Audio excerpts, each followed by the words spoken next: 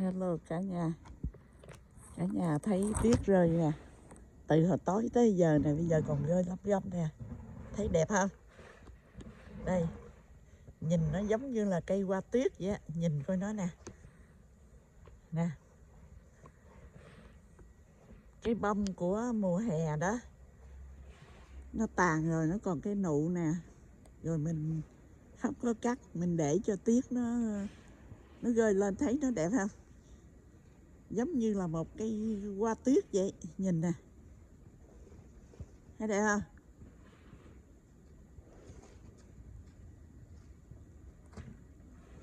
Đây cả nhà,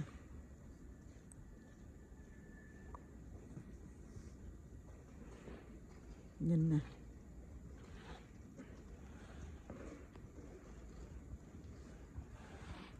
thấy đẹp không? Coi chiếc xe nè, đầy tuyết luôn ha.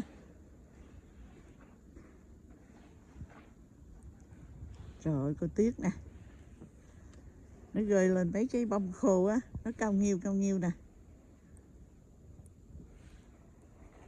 Rồi đi ha, coi cái vườn nè, coi nhìn nè, ngoài đường trắng xóa hết ha. Nhìn chiếc xe nè, đây cả nhà, tuyết đang rơi đó, đang rơi lất phất á, từ tối tới giờ nè, chưa ngưng nè. Đây,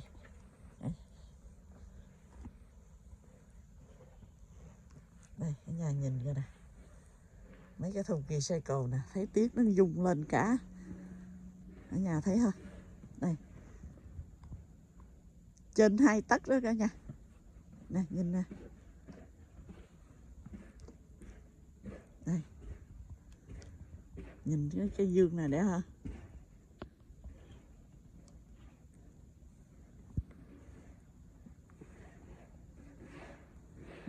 Tuyết rơi trên 2 tấc á, từ tối tới giờ nè, nhìn nè,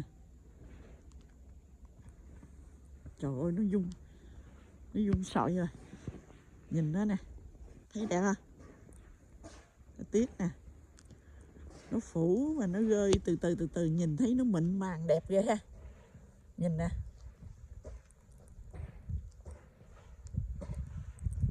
Giờ mới sáng đó cả nhà,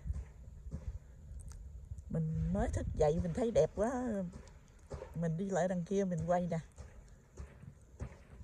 đây cả nhà nhìn thấy đẹp ha, kìa đằng kia có người cạo tuyết kìa, đây nhìn nè, thấy đẹp ghê ha.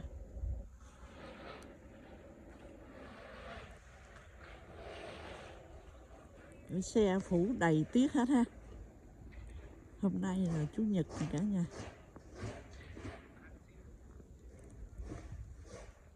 đây cả nhà coi nè,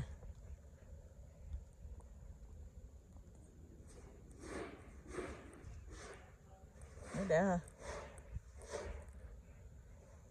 Rồi đi ha, cái đường đi bộ này xe cào tuyết đó, cào hồi tối rồi đó, bây giờ cũng phủ trắng hết nè cả nhà, lạnh lắm á, đang trừ ở ngoài bây giờ là 5 độ nè,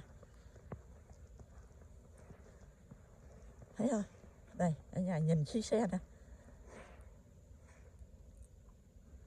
đây mấy chiếc xe nó phủ tuyết nè,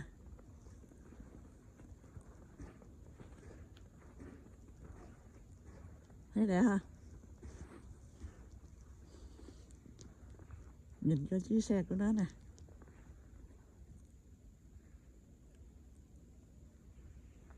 nhìn cái bụi dương nè, thấy đẹp không?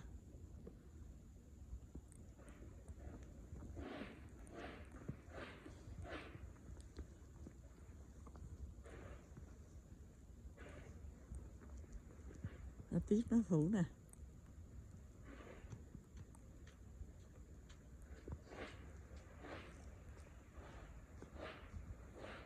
đây nè, đường hố gì trắng phích hết ha, nhìn nè, nhìn cái xe này,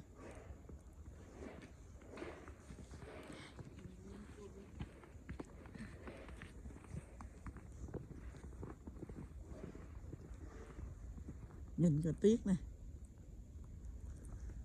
Trời ơi cả nhà nhìn coi cái cây này nó đẹp ghê hả? Thấy không? Nhìn nó coi, nó là giống như là nhìn nó giống như cây bông vậy nhưng mà nó là bông tuyết.